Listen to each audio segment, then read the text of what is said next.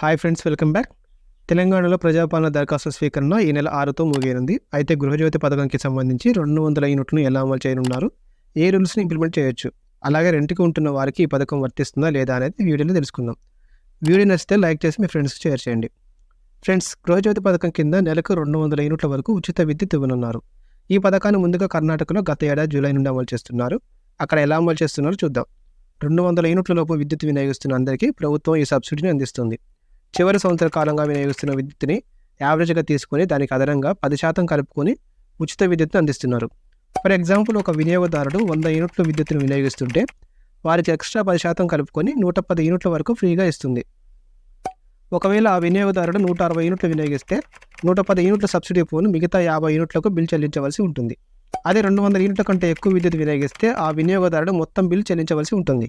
హైదరాబాద్ లాంటి నగరాల్లో 60 నుండి 70% వరకు కుటుంబాలు అద్దెకు ఉంటున్నారు. వారికి వారి పేరు మీద మీటర్ ఉండదు. అలాంటి వారు రెంట్కి ఉన్న ఇంట్లో మీటర్ మీద సబ్సిడీ పొందొచ్చు. ఓనర్ గవర్నమెంట్ ఎంప్లాయీ అయినా లేక ఐటీ రిటర్న్స్ చెల్లిస్తున్నా కానీ ఆ ఇంట్లో ఉంటున్న టెనెంట్ అంటే కిరాయిదారు 200 యూనిట్ల లోపు విద్యుత్ వినియోగిస్తే ఈ పథకం వర్తిస్తుంది. సో అలాంటప్పుడు రెంటల్ అగ్రిమెంట్ తీసుకోవాల్సి ఉంటుంది. రెంటల్ అగ్రిమెంట్ మరియు రెంట్కి ఉంటున్న మీటర్ బిల్ను కలిపి అప్లై చేయవలసి ఉంటుంది. నెక్స్ట్, ప్రజాపాలన అప్లికేషన్ వెనకాల ఉన్న రసీదు మనకి ఎందుకు ఇంపార్టెంట్ అనేది తెలుసుకోవాలంటే స్క్రీన్ మీద కనపడుతున్న వీడియో మీద క్లిక్ చేయండి. అక్కడే కలుద్దాం. ఇంకా ఏమైనా డౌట్స్ ఉంటే కామెంట్ చేయండి. బాయ్.